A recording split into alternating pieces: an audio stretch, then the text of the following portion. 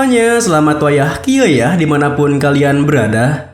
Kembali lagi bersama Mamang dan di video kali ini kita bakal lanjutin manhwa Kaisar Pedang Bulan. Kita masuk di part 40. Di awal video ini, siang pun berganti malam. Suwon terlihat tengah berjalan-jalan meredakan kegirangannya. Karena akhirnya besok adalah waktunya pertandingan melawan Chang In. Jika ia menangkan duelnya, eliksir Paksi Yongjiang akan menjadi miliknya. Namun di saat Suwon tak sabar memikirkan itu, tiba-tiba saja ia dikejutkan dengan sebuah gelagat aneh dari beberapa orang di depannya. Suwon pun menghentikan langkahnya, lalu bertanya, apa mau mereka? Alih-alih menjawabnya, mereka malah mengeluarkan senjata mereka sembari menatap Suwon dengan tajam. Tingkah mereka pun membuat Suwon menyadari jika mereka bukanlah bandit biasa. Mereka adalah orang-orang yang sudah punya persiapan penuh, yang memiliki niat membunuh yang jelas baginya. Seketika itu juga, Suwon yang terpikirkan sebuah adugaan langsung melompat ke atap sebuah rumah yang paling tinggi di sana untuk memeriksa area sekitarnya. Dan ternyata, tepat seperti dugaannya, di sekitarannya ada beberapa penilai dari babak penyisihan yang tengah berjalan-jalan seperti menunggu sesuatu terjadi. Ada sebuah peraturan dalam sidang Dragon Peak, di mana para peserta turnamen dilarang melakukan pertarungan di luar arena.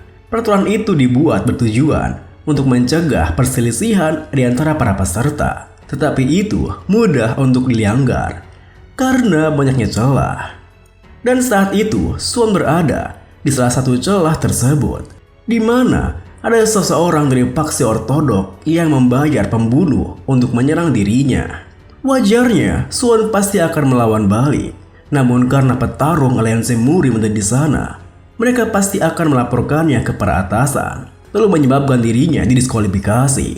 Meskipun pikiran Suwon tertuju pada Chang In yang menyedalang semua rencana itu, masalahnya adalah tidak ada bukti bahwa Chang In lah yang menyusun semua rencananya. Cuma ada pembunuh dari faksi ortodoks dan para penilai turnamen yang merupakan petarung aliansi Muri. Hal itu pun membuat Suwon merasa dibimbang. Apakah ia harus membunuh mereka semua atau tidak? Di tengah rasa bimbangnya itu, para pembunuh faksi ortodoks kini mulai menyerangnya, yang membuat Suwon segera menenangkan dirinya karena ia tak boleh terbawa membiarkan semarahnya malah melancarkan serangan mereka. Kemudian Suwon pun kembali bergerak, menghindari sebuah serangan mereka, karena melarikan diri dari sana adalah hal yang paling penting baginya. Bersamaan dengan itu, para penilai itu pun mulai bergerak serempak, mengikuti aba-aba menyerang di pembunuh faksi ortodok, yang membuat Suwon semakin berhati-hati agar tak boleh membiarkan penilai itu melihatnya, lalu dirinya sampai terjerat mereka. Karena meskipun Suwon tidak menarik keluar pedangnya, situasinya tetap akan berujung merepotkan. Suwon pun bercepat larinya karena ia perlu menemukan tempat untuk bersembunyi. Namun di saat Suwon berbelok ke sebuah gang untuk mengecoh para pembunuh, tiba-tiba saja ia dikejutkan oleh sebuah tangan yang mencoba menggapainya yang muncul dari udara. Seketika itu juga Suwon melompat ke samping untuk menghindari gapaian tangan itu. Dan di tengah keterkejutannya, dari arah tangan itu terdengar sebuah suara yang meminta Suwon untuk segera masuk sebelum orang yang mengejarnya datang. Meski kemunculan tangan tersebut membuat Suwon kebingungan, ia tak punya pilihan lain selain mengikuti tangan tersebut karena para pembunuh di belakangnya sudah hampir mengejarnya.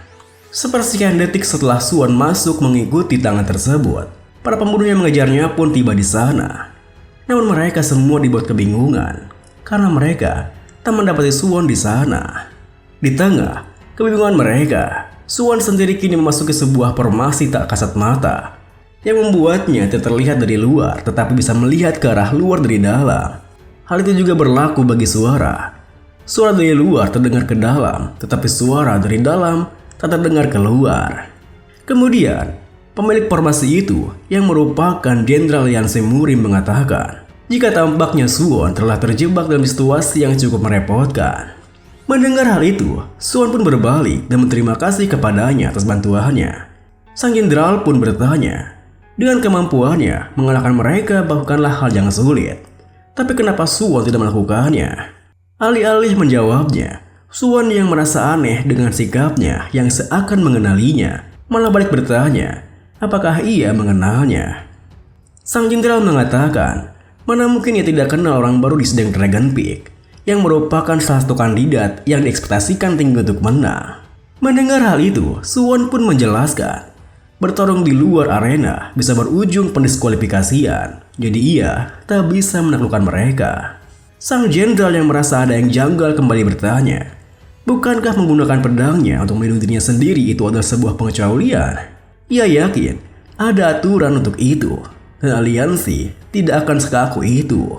Suwon pun menyangkalnya, karena itu bergantung terhadap bagaimana insiden itu akan dilaporkan ke aliansi. Mendengar jawaban Suwon, seketika itu juga sang jenderal menyadari maksudnya jika situasi itu adalah jebakan seseorang. Di saat sang jenderal memikirkan hal itu, Suwon pun mulai merasa penasaran siapakah gerangan seseorang yang mampu menyusun informasi yang begitu mendalam itu. Tetapi satu hal yang pasti, seseorang itu bukanlah individu yang biasa. Namun di saat Suwon menanyakan namanya, sang jenderal tidak menjawabnya, dan ia hanya beralasan jika namanya itu tidak penting. Ia hanyalah pria yang tua tak bernama yang tak sengaja lewat ke sana. Beberapa saat kemudian, karena pencarian mereka tak kunjung membuahkan hasil, para pembunuh faksion ortodoks pun mundur, dan karena situasinya sudah mulai aman, sang jenderal pun menonaktifkan formasi miliknya. Sebelum pergi dari sana, Suwon mengatakan, karena ia telah berhutang padanya, dirinya ingin membalas budi padanya suatu hari nanti. Namun sang jenderal langsung menolaknya, karena ia membantunya tanpa mendapatkan imbalan apapun.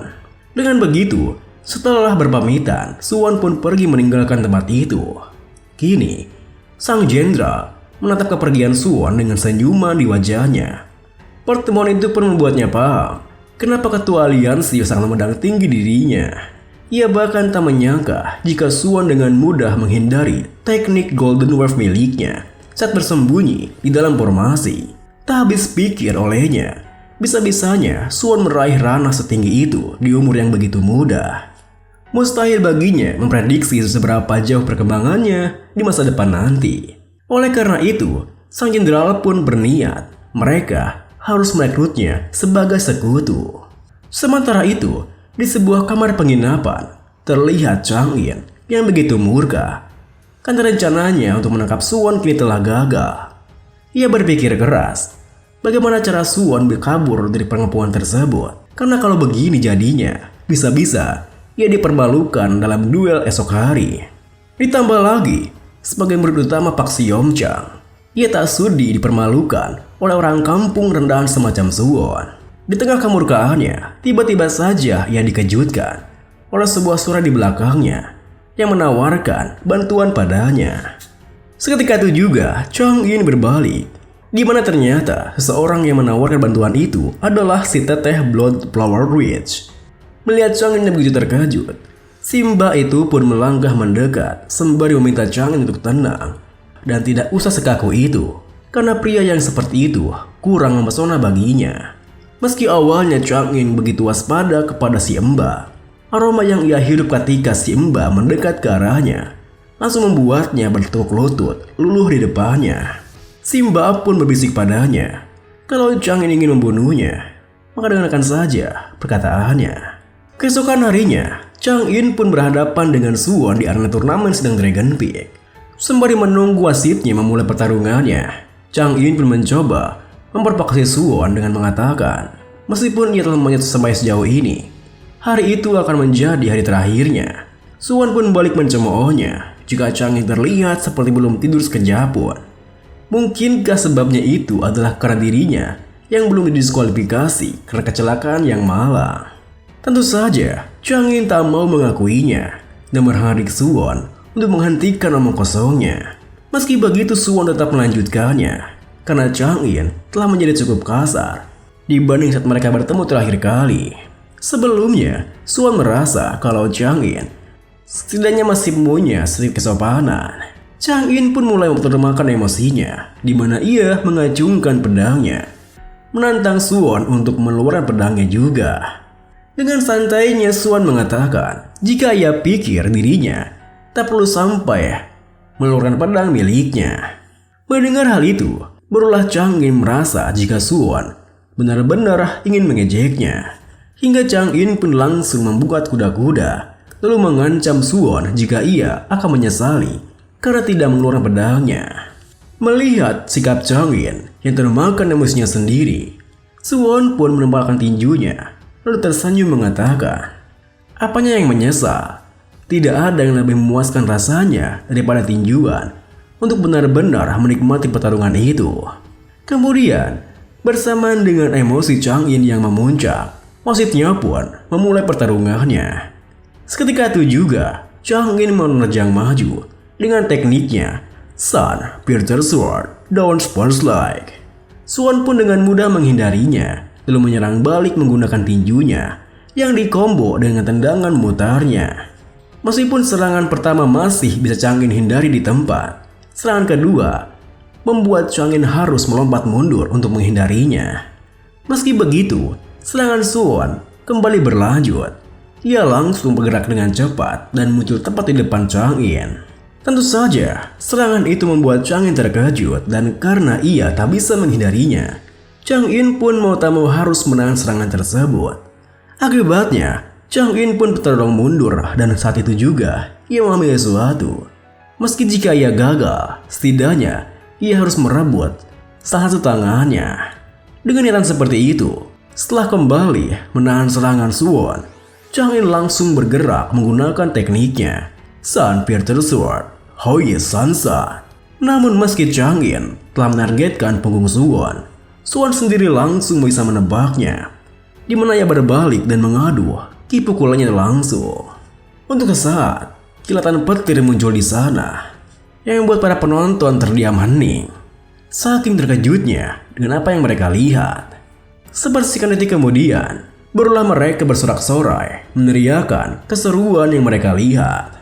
Melihat respon para penonton yang begitu meriah, Suwon tersenyum puas karena dengan mempertunjukkan kekuatan thunderclap di point artnya yang khas, ia telah mengukir esensinya di dalam pikiran banyak orang sebagai persiapan pondasi jika suatu hari nanti identitas topeng rubahnya terbongkar. Kemudian setelah merasa cukup dengan rencananya, Suwon pun melangkah mendekati Chang In yang masih terbaring di lantai. Suwon mengatakan jika ia tidak puas dengan mengakhiri pertarungannya seperti itu, dan karena ia tak akan menggunakan kekuatan penuhnya, ia meminta Chang In untuk menahannya selama mungkin. Setelah mengatakan itu, Suwon pun menduduki Chang In lalu memukuli wajahnya dengan teknik Thunder Fist bentuk ke-6 Point Piercing Fist. Buk buk buk buk. Saat kemudian, setelah menikmati suara teriakan kesakitan Chang In, Suwon bangkit berdiri dari tubuhnya sembari mengejeknya karena tidak bisa menahan pukulan-pukulannya. Peraturan duelnya pun tertulis. Jika pemenang duel itu ditentukan saat ada satu pihak yang menyerah, terluka tak berdaya, atau terdorong keluar dari arena. Dengan harga diri dari Chang In sebagai seorang murid klan yang bermartabat tinggi, menyerah bukanlah pilihan baginya. Dalam kata lain, kalau Suwon mau, ia bisa mempermainkannya sampai kapanpun. Dan karena Chang In bersikeras memprovokasinya, Suwon tak berniat untuk berhenti sampai amarahnya sudah terlampiaskan sepenuhnya. Kini, dengan tubuhnya yang telah babak belur sepenuhnya, sesuai dugaan Suwon, Chang In kembali berdiri dan bangkit menjaga jarak dengannya. Namun tiba-tiba saja Chang In mendengar sebuah bisikan di telinganya yang menyuruhnya untuk membunuh dan merenggut nyawa Suwon. Bersamaan dengan bisikan itu, Chang In pun tak lagi kuasa bisa mengendalikan tubuhnya yang kini mengeluarkan niat membunuh ke arah Suwon. Di saat Suwon menyadari niat membunuh itu, Chang In pun langsung menyerangnya membabi buta. Di tengah keheranannya karena Suwon tiba-tiba saja berubah menjadi sangat agresif, Suwon pun berusaha untuk menghindari semua serangannya.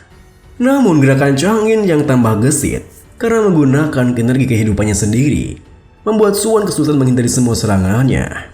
Melihat mata Chang In yang begitu berbeda, Suwon pun mulai menerka-nerka. Alasan Chang In tiba-tiba berubah menjadi agresif. Apa mungkin Chang In kerasukan energi demonik, tetapi Suwon sendiri tidak merasakan? Hingga pikiran Suwon mengerucut, apa ada seorang yang mengendalikan tubuhnya? Setelah menyadari itu, Suwon pun berniat untuk segera menyadarkannya dengan teknik thundershock tepat di kepalanya. Kini setelah Changin terkapar pingsan, wasit pun mengumumkan jika Suwon memenangkan duelnya. Meskipun begitu, Suwon sendiri masih kebingungan siapa yang berani berbuat hal itu di tengah-tengah aliansi murim. Di tengah-tengah kebingungannya, Suwon pun dikejutkan ketika mendengar suara yang mentelepatinya. Yang mana suara itu mengatakan, dia benar-benar telah terkena petanda kematian ya. Sungguh kemampuan yang hebat di umur yang semuda itu. Bayangkan betapa lebih mengerikannya dia ketika semakin dewasa nanti. Video ini pun diakhiri dengan Suwon yang mengenali suara itu pun seketika melihat ke sekitarnya, mencari-cari keberadaan seseorang yang mentelepatinya. Dan Suwon terbelalak kaget ketika merasa jika seorang itu langsung berbisik ke telinga kanannya. Sebuah nama pun muncul di pikirannya, yaitu sang Blood Flower Witch. Terima kasih buat teman-teman semua yang udah nonton. Mohon maaf jika ada salah-salah kata atau pengucapan Mamang yang kurang jelas. Sampai jumpa di video berikutnya.